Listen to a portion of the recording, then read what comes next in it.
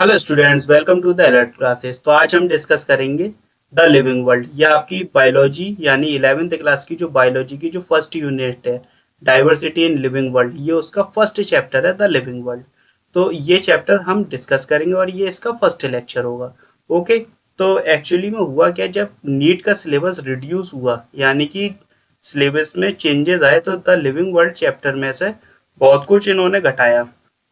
अब इसमें से हम जो पढ़ेंगे जितना भी, वो सब एनसीईआरटी के ही हिसाब से पढ़ेंगे, लेकिन इसमें एक चीज हम पुरानी एनसीईआरटी के हिसाब से पढ़ेंगे, और उसकी वजह है कि इन्होंने खुद अटका दिया है कि हमें वो चीज पढ़ना चाहिए। इन्होंने एक क्वेश्चन कर लिया एंड में, द व्हाट इज लिविंग। तो अब उसको बताने के लिए हमें वो पुरानी एनसीईआरटी की चीजें पढ़ना पड़ेंगी, ताकि आगे का हमारा क्लियर हो सके। ओके। अब वो पैराग्राफ पता नहीं क्यों दिया, पर उस पैराग्राफ की जरूरत थी नहीं। जब हटाया था तो वो भी हटा सकते हैं, लेकिन पूरी रिसर्च के साथ ही सिलेबस चेंज होता है। अगर कोई भी सिलेबस में से कमी होती है तो वो सब सोच समझ के किया जाता है। ओके। तो देख लेते हैं। तो ये वाला जो पैराग्राफ था न्यू एनसीईआरटी में, वो रह गया है स्टार्टिंग में, how wonderful is living. Okay. से लेके व्हाट इज लिविंग लिविंग तक ये चैप्टर, ये पैराग्राफ रह गया। इसके बाद जो हुआ है वो सिस्टमेटिक वे में हुआ है। ओके। तो इसमें इन्होंने जो पैराग्राफ छोड़ा है, स्टार्टिंग में जो फर्स्ट लाइन है द लिविंग वर्ल्ड चैप्टर की, तो उसमें ये पूछा गया हाउ वंडरफुल इज लिविंग। ठीक है, कि लिविंग कैसे है। और wide range of living types, living की टाइप्स जो होती हैं वो बहुत सारी होती हैं, जो अमेजिंग है। एक्स्ट्रा ऑर्डिनरी हैबिटाट्स होते हैं। और जो लिविंग ऑर्गेनिज्म है वो आपको कहाँ कहाँ देखने को मिलेंगे, कोल्ड माउंटेन में मिलेंगे, deciduous forest, oceans, fresh water lakes में मिलेंगे, डेजर्ट में देखने को मिल जाएंगे। मतलब लिविंग क्या है, ठीक है, और ये कहाँ तक देखने को मिलेंगे। तो ये सब चीज़ें जो है वो इस पैराग्राफ में दिए। डेजर्ट, हॉट स्प्रिंग्स में भी देखने को मिल जाएंगे। लीव अस स्पीचलेस, जो हमें स्पीचलेस करता है। अब जो ब्यूटी होती है लिविंग्स की, गैलोपिंग हॉर्स, माइग्रेटिंग बर्ड्स, वाली ऑफ फ्लावर्स, ठीक है, attacking shark, deep sense of wonder. Okay. The ecological conflict जो है एंड कॉपरेशन जो है एमंग द मेंबर्स, और जो पॉपुलेशंस के बीच में कॉपरेशन वगैरह है, ठीक है, populations of a community and molecular traffic inside a cell। Cell जो होती है उसमें जो मोलिक्यूलर ट्रैफिक होता है, मेक अस डीपली रिफ्लेक्टेड, जो हमें डीपली रिफ्लेक्टेड करता है, व्हाट इंडीड इज लाइफ, कि लाइफ क्या है। This question has two implicit question with in it. The first is a technical one and seek answer to what living is opposed to the non living, की living और non living में फर्क है क्या है। Philosophical one, ठीक है, और जो साइंटिस्ट थे उन्होंने दिया, ठीक है, we shall not attempt answering the second question. अब जो हमें ये जो पुरानी चीज पढ़ना पड़ेगी वो व्हाट इज लिविंग की वजह से पढ़ना पड़ेगी। अब क्वेश्चन आता है कि व्हाट इज लिविंग, की लिविंग है क्या। अगर आपसे कोई क्वेश्चन पूछा जाए कि आप ये बताइए कि व्हाट इज लिविंग, तो सबसे पहले आपके ब्रेन में आता है कि जो हमारे आसपास एनिमल्स हैं या हम खुद हैं, वो लिविंग है। ठीक है। तो इस तरीके से जो फर्स्ट चीज ब्रेन में आती है वो ये आती है कि हमारे आसपास जो एनिमल्स दिख रहे हैं वो लिविंग है, हम खुद लिविंग है। ठीक है। हमारे ही बराबर में हमारा फ्रेंड बैठा है, ये भी लिविंग है। तो इस तरीके से ये चीजें ब्रेन में आती हैं। अब इसी वजह से ये पुरानी चीज हमें देखना पड़ेगी, क्योंकि लिविंग अगर आपके ब्रेन में आ रही है कि व्हाट इज लिविंग, तो लिविंग ग्रोथ करेंगे, रिप्रोडक्शन करेंगे, मेटाबॉलिज्म होगी उनमें, ठीक है, कॉन्शियसनेस होगी। अभी आप अपने दोस्त से बुरी बात कर ले ना कोई, फिर देखो उसकी कॉन्शियसनेस ना आपको बताए कि मैं कौन हूँ, तो ये उसकी कॉन्शियसनेस है, वो हाल समझ लेता है एनवायरनमेंट से क्या हो रहा है। तो ये सब चीज़ें जो है, और भी बहुत सारे करेक्टर्स हैं जो लिविंग बताते हैं। ठीक है। तो इसलिए हमें लिविंग पढ़ना पड़ेगा, व्हाट इज लिविंग। तो ये चीज़ जो है ये पुरानी एनसीईआरटी में है, इसलिए इसको हम एक नेगा देख लेते हैं। इसके बाद जितना भी हम पढ़ेंगे वो सब अपनी न्यू एनसीईआरटी के अकॉर्डिंग पढ़ेंगे। ठीक है, तो व्हाट इज लिविंग? लिविंग क्या है? जो हमारे आसपास जो एनिमल्स दिखाई दे रहे हैं सराउंडिंग में, जो चल रहे फिर रहे हैं, रिप्रोड्यूस कर रहे हैं, ग्रोथ कर रहे हैं, ठीक है, तो वो लिविंग है। अब ग्रोथ जो है, ग्रोथ कैसा फैक्टर है लिविंग का? अगर जैसे मैं आपसे कहूँ ग्रोथ हो रही है, तो आप कहोगे कि एक छोटा सा बच्चा है जो बड़ा हो गया। ठीक है, आपने कोई पपी लिया या डॉग कैट या कोई भी एनिमल आप पालते हो, आप जब उसे लाते हो तो वो छोटा होता है, धीरे धीरे वो ग्रोथ करता है। तो ग्रो कर रहा है तो इसका मतलब नंबर ऑफ मास बढ़ रहा है, उसका सेल्स बढ़ रही हैं, ठीक है, उसका वेट बढ़ रहा है, ग्रो कर रहा है, तो जाहिर सी बात है सेल का जो डिवीजन हो रहा है वो ज़्यादा नंबर में हो रहा है, इसीलिए तो वेट बढ़ रहा है। तो इंक्रीज इन नंबर और mass of cell by division, ये एक ग्रोथ का फीचर है। ग्रोथ हमारे पास दो तरीके की है, ग्रोथ हैज टू करेक्टर। ठीक है, ग्रोथ के दो करेक्टर होते हैं, increase in number, increase in mass, यानी कि वो नंबर में इंक्रीज करेगी और मास में इंक्रीज करेगी। ओके, अब ऐसा थोड़ी है वो बच्चा लाए इतना ही रहेगा और उसकी ग्रोथ ऐसे होगी, नहीं, वो हर तरफ से फैलेगा। ठीक है, तो वो नंबर में भी इंक्रीज करेगी ग्रोथ और मास में भी इंक्रीज करेगी। नॉन लिविंग का क्या है? Non living can also show growth. अब मैंने आपसे कहा कि नॉन लिविंग भी ग्रोथ शो करते हैं, आप कहोगे भैया मास्टर पागल हो गया है, नॉन लिविंग कैसे ग्रोथ शो कर देंगे? हमने बात करी ग्रोथ की, तो ग्रोथ होती है। ठीक, अब मैं आपसे कह रहा हूँ नॉन लिविंग ग्रोथ शो करते हैं, तो आप कहोगे कि नॉन लिविंग कैसे ग्रोथ शो करते हैं? आपका क्वेश्चन आया कि नॉन लिविंग भाई बताओ कैसे ग्रोथ शो करते हैं। आपके बराबर आपने माउंटेन्स देखे होंगे, ठीक है, वो ग्रो कर रहे हैं। ठीक है, आप मिट्टी में खेल रहे हैं, टीले बना ले रहे हैं, उस जगह फ्लैट सरफेस थी, आपने आगे एक टीला बना दिया, वो ग्रो कर गया। ठीक है, आपके आसपास जो कूड़े के ढेर होते हैं वो बड़े होते चले जाते हैं, तो वो ग्रो कर रहे हैं। तो इस तरीके से जो आपके mountains, boulders and sand moulds हैं वो ग्रो करते हैं, तो नॉन लिविंग भी ग्रो करते हैं। ठीक है, non living grow is extrinsic होती है, मतलब नॉन लिविंग की जो ग्रोथ होती है वो एक्सट्रेंसिक होती है। ठीक है, लिविंग की जो ग्रोथ होती है वो इंट्रेंसिक होती है। इस चीज का फर्क है, एक्सट्रेंसिक ग्रोथ जो होगी वो नॉन लिविंग की होगी, इंट्रेंसिक ग्रोथ जो होगी वो लिविंग की होगी। अब इस वजह से ग्रोथ जो है वो हमारे डिफाइनिंग फीचर नहीं है।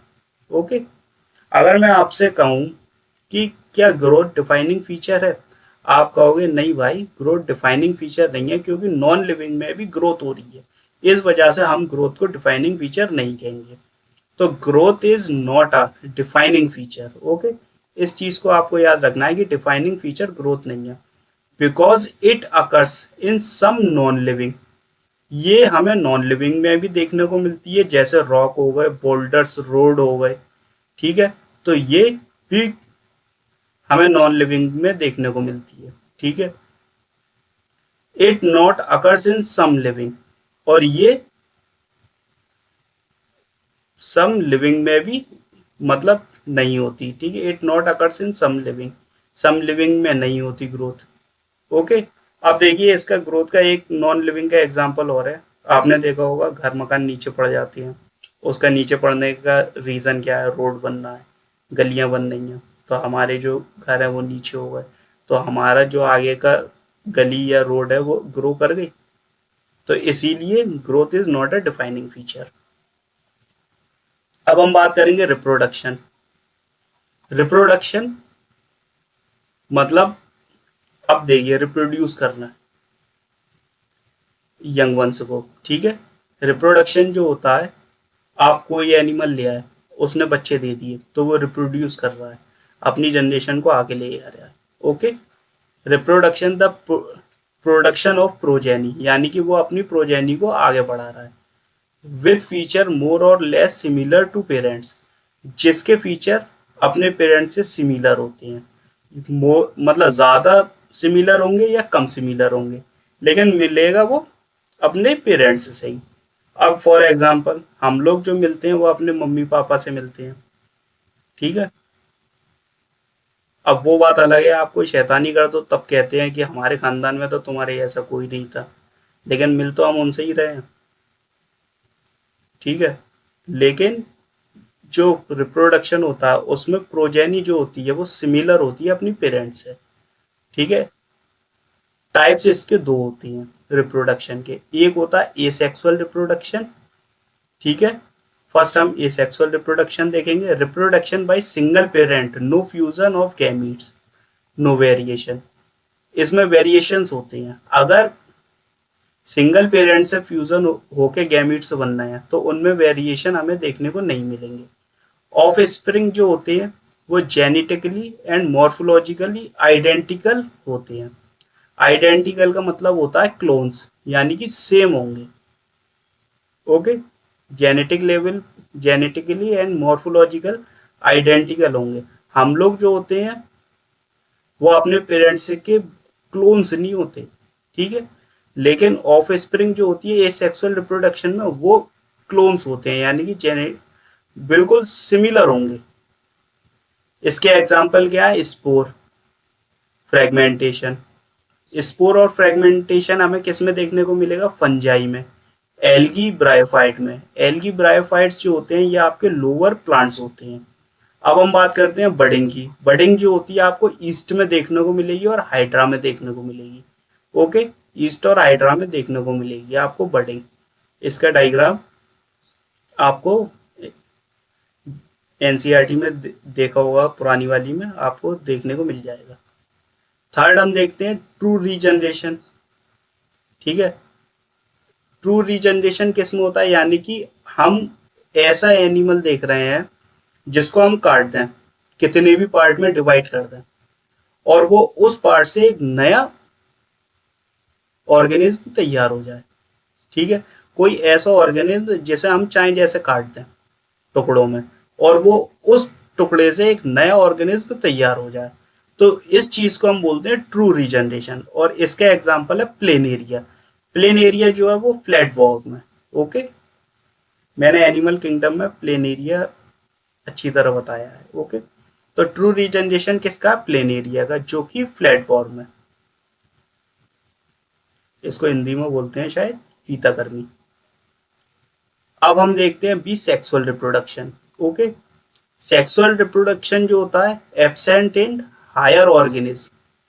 हायर ऑर्गेनिज्म में ये एब्सेंट होगा। Many organism do not reproduce. बहुत से जो आपके ऑर्गेनिज्म होते हैं वो रिप्रोड्यूस नहीं करते, यानी कि वो रिप्रोडक्शन नहीं कर सकते। अब आप दिमाग लगाइए कि कौन से ऐसे एनिमल है जो रिप्रोडक्शन नहीं कर सकते। एग्जाम्पल में भी लिखा, म्यूल जो होता है, ठीक है, ये रिप्रोडक्शन नहीं कर सकता। वर्कर हनी भी नहीं कर सकते रिप्रोडक्शन। इनफर्टाइल ह्यूमन कपल्स नहीं कर सकते रिप्रोडक्शन। ठीक है। इनफर्टाइल ह्यूमन कपल वो रिप्रोडक्शन नहीं कर सकते क्योंकि सेक्सुअल रिप्रोडक्शन इनमें एब्सेंट होता है। ओके। म्यूल है, हिन्नी है, वर्कर हनी भी है, इनफर्टाइल ह्यूमन कपल्स हैं, ये जो होते हैं ये रिप्रोडक्शन नहीं कर सकते। इस चीज को आप याद रखिएगा। Reproduction is not defining feature, इसी वजह से ये रिप्रोडक्शन डिफाइनिंग फीचर आपका नहीं है। तो आपको पता चल गया कि रिप्रोडक्शन भी आपका डिफाइनिंग फीचर नहीं है, तो इस चीज को आप याद रखिएगा। Because some lower organism mainly show asexual and some higher organism not show sexual reproduction। तो हायर ऑर्गेनिज्म जो होते हैं वो सेक्सुअल रिप्रोडक्शन नहीं करते। रीजन है mule, worker, honey bee, infertile couples, ये जो है ये आपका सेक्सुअल रिप्रोडक्शन नहीं करते, इसीलिए reproduction is not a defining feature. Okay. अब हम बात करते हैं मेटाबॉलिज्म की। मेटाबॉलिज्म आपका क्या है? आपकी बॉडी में होने वाली केमिकल रिएक्शंस को हम मेटाबॉलिज्म बोलते हैं। ओके। आपकी बॉडी में केमिकल रिएक्शंस जो होती हैं उनको हम मेटाबॉलिज्म बोलते हैं। Sum total of all the chemical reaction occurring in our body, it's called metabolism. Group of metabolic reaction are known as metabolism. जो ग्रुप ऑफ मेटाबॉलिज्म रिएक्शंस होती हैं उनको हम क्या बोलते हैं? मेटाबॉलिज्म। ओके। मेटाबॉलिज्म के आपके फीचर्स क्या हैं? Few features of metabolic reactions. First हम देखते हैं अकर इन एक्वस मीडियम। ठीक है, इनके अंदर एक्वस मीडियम प्रेजेंट होगा। कैरी आउट बाय एंजाइम्स, जो मेटाबॉलिक रिएक्शंस होती हैं उनमें जो निकल के आता है वो एंजाइम निकल के आता है। ओके, हमारी बॉडी में क्या प्रेजेंट होते हैं? एंजाइम्स होते हैं जो मेटाबॉलिक रिएक्शंस में वर्क करते हैं। थर्ड हम देखते हैं metabolic reaction can occur outside cell. Metabolic reactions जो होती हैं अगर वो आपकी सेल के आउटसाइड हो रही हैं तो हम उनको बोलेंगे इन विट्रो, और अगर वो सेल के इनसाइड हो रही हैं तो हम उन्हें बोलेंगे इन विवो।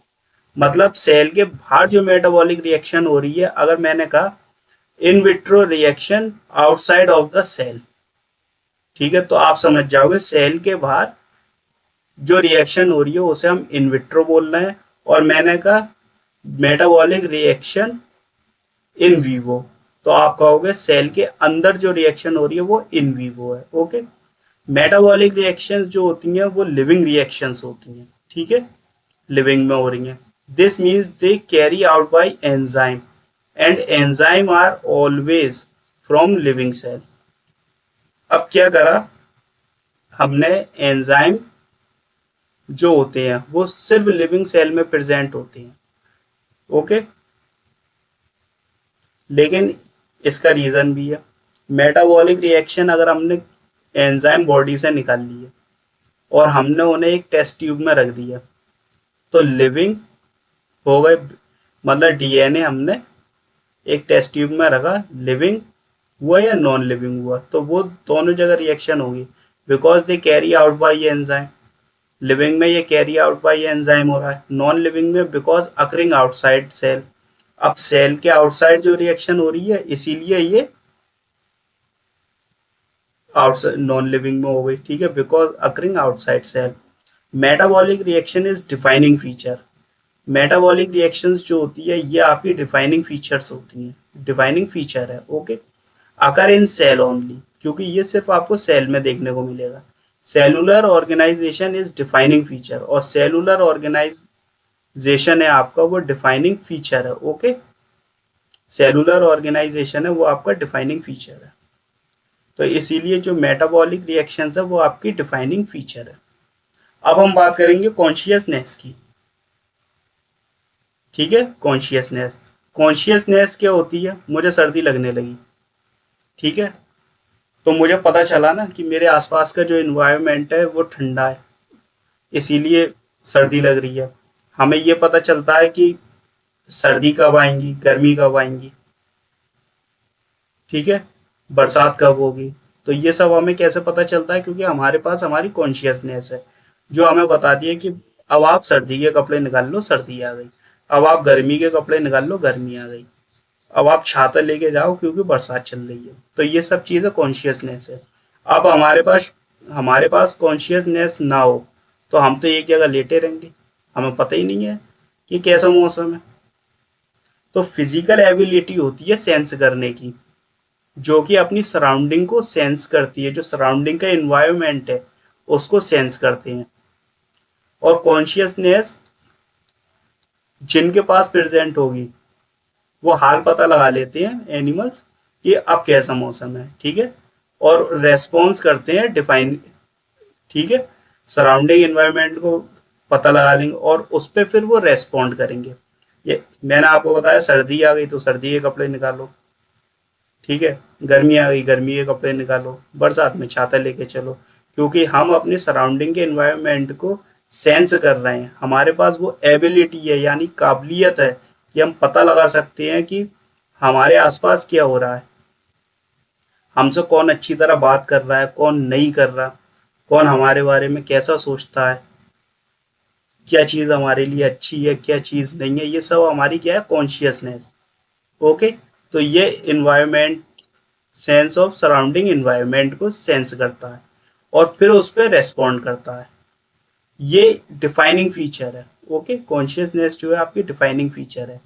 अब इसमें आता है what is stimulus, any external change in temperature, pH, biological and chemical environment, ये चीज स्टिमुलस है। ठीक है, कोई भी चेंज हो रहा है टेम्परेचर में, पीएच में, बायोलॉजिकल एंड केमिकल एनवायरनमेंट में, तो वो हमें पता चल जाता है। कॉन्शियसनेस जो होती है वो सारे लिविंग ऑर्गेनिज्म के पास होती है जो शो करते हैं कॉन्शियसनेस। वो लिविंग ऑर्गेनिज्म शो कराएंगे आपको कि कॉन्शियसनेस, हम कॉन्शियस हैं, ठीक है, रेस्पॉन्स करते हैं फिर उस पे। इसके एग्जाम्पल क्या है? Photo periodism, day length flowering plant, ठीक है, फोटो पेरियोडिज्म किसमें होता है? जो डे लेंथ फ्लावरिंग प्लांट होते हैं उनमें होता है। माइग्रेशन, बर्ड्स जो है इधर से उधर जा रही हैं, माइग्रेशन कर रही हैं, तो माइग्रेशन कर रही हैं। Both prokaryotes and eukaryotes response to stimulus, तो जो प्रोकैरियोट्स और यूकैरियोट्स होते हैं वो रेस्पॉन्स करेंगे आपके स्टिमुलस पर। ओके, नेक्स्ट हम देखते हैं कि human being is the only organism they have self consciousness. मतलब ह्यूमन बीइंग ऐसा ऑर्गेनिज्म है जो अर्थ पे प्रेजेंट इकलौता कि जिसके पास सेल्फ कॉन्शियसनेस है। ओके, अब एक क्वेश्चन आता है कि जैसे फॉर एग्जांपल कोई ह्यूमन है, जैसे आपने सुना होगा कि वो कोमा में चले गए, या कोई पेशेंट है वो कोमा में चला गया। अब जैसे कोई पेशेंट कोमा में चला गया तो जाहिर सी बात है उसका ब्रेन जो है वो डेड है, यानी कि उसे अपने आसपास की सराउंडिंग का पता नहीं चल रहा। जब उसे अपने आसपास की सराउंडिंग का पता नहीं चल रहा तो उसके अंदर एब्सेंट होगा कोऑर्डिनेशन, यानी कि उसके ब्रेन का और ऑर्गन्स का जो तालमेल होगा वो एब्सेंट होगा। ठीक है, उसे कुछ नहीं पता चल रहा, आप उसे नोच लो, पिन छुपा दो, उसके पास है ही नहीं भाई को कॉन्शियसनेस उस वक्त, और उसका जो कोऑर्डिनेशन है वो बिगड़ा हुआ है। क्या वो लिविंग और नॉन लिविंग में आएगा? क्या हम उसे लिविंग कह सकते हैं या नॉन लिविंग कहेंगे? तो आप मुझे ये बताइए कि जैसे कोई इंसान है जिसका जो कोमा में चला गया है, ब्रेन डेड है, उसकी बॉडी का कोऑर्डिनेशन बिगड़ा हुआ है, ब्रेन का और ऑर्गन्स का, तो क्या वो लिविंग होगा या नॉन लिविंग होगा? जाहिर सी बात है कि वो लिविंग होगा। लिविंग होने का रीज़न क्या है? उसके पास मेटाबॉलिज्म है, यानी कि उसकी मेटाबॉलिक रिएक्शंस हो रही हैं, उसकी बॉडी में केमिकल रिएक्शंस हो रही हैं जो उसे लिविंग बताती हैं। ओके, मैंने बोला आपको मेटाबॉलिज्म जो है वो डिफाइनिंग फीचर है, तो वो लिविंग है। ठीक है, इसीलिए कॉन्शियसनेस जो है ये आपकी डिफाइनिंग प्रॉपर्टी है ऑफ लिविंग ऑर्गेनिज्म के लिए। तो जो कॉन्शियसनेस है वो हमारी डिफाइनिंग प्रॉपर्टी है लिविंग ऑर्गेनिज्म के लिए। ओके, अब आप समझिए कि हमारे पास लिविंग का क्या क्या, कि अगर हमें किसी को लिविंग बताना है तो हम उसको कैसे बताएंगे? रिप्रोडक्शन, मेटाबॉलिज्म, ग्रोथ, कॉन्शियसनेस, ये चीज़ें हैं तो वो बंदा लिविंग में आएगा। ओके, तो वो ऑर्गेनिज्म लिविंग है। डिफाइनिंग फीचर आपके मेटाबॉलिज्म और consciousness, not defining feature growth और रिप्रोडक्शन। ओके, रीजन क्योंकि रिप्रोडक्शन कुछ हायर ऑर्गेनिज्म नहीं कर सकते थे। Example mule, worker honey bee, और आपके इनफर्टाइल ह्यूमन कपल्स। ओके, अब हम बात करते हैं कि डेफिनेशन क्या होगी लिविंग की। ठीक है, living is self replication, self organizing, evolving system which can respond to stimulus. ठीक है, तो ये चीज होगी आपकी लिविंग की डेफिनेशन। तो आप समझ गए कि व्हाट इज लिविंग। इसीलिए हमें पढ़ना पड़ा क्योंकि उसने हमें एंड में ये पूछ लिया व्हाट इज लिविंग, और ये अच्छा ही है ताकि चीज़ें क्लियर हो गई। अब आगे जो हम पढ़ेंगे वो चीज़ें हमारी प्रॉपर क्लियर होती जाएंगी। ठीक है, अगर आपको इसमें कोई भी दिक्कत आई है तो आप हमें टेलीग्राम पे क्वेश्चन कर सकते हैं, या हमारे चैनल और ग्रुप दोनों है। यूट्यूब पे आप हमें सब्सक्राइब कर सकते हैं अगर आपने अभी तक नहीं करा। फेसबुक पे भी आप हमें ज्वाइन कर सकते हैं, इंस्टाग्राम, ट्विटर, व्हाट्सएप पे आप ज्वाइन कर सकते हैं। तो आपके जो सब्जेक्ट से रिलेटेड क्वेश्चंस हुआ करें तो वो आप पूछा करो, ठीक है। और अपने फ्रेंड्स के साथ शेयर करो, अगर उनके पास वीडियो नहीं है, वीडियो नहीं पहुंच पाती जहाँ तक, आप वीडियो शेयर किया करिए और वीडियो लाइक किया कीजिए और कमेंट ज़रूर किया करिए, ठीक है। And thanks for watching.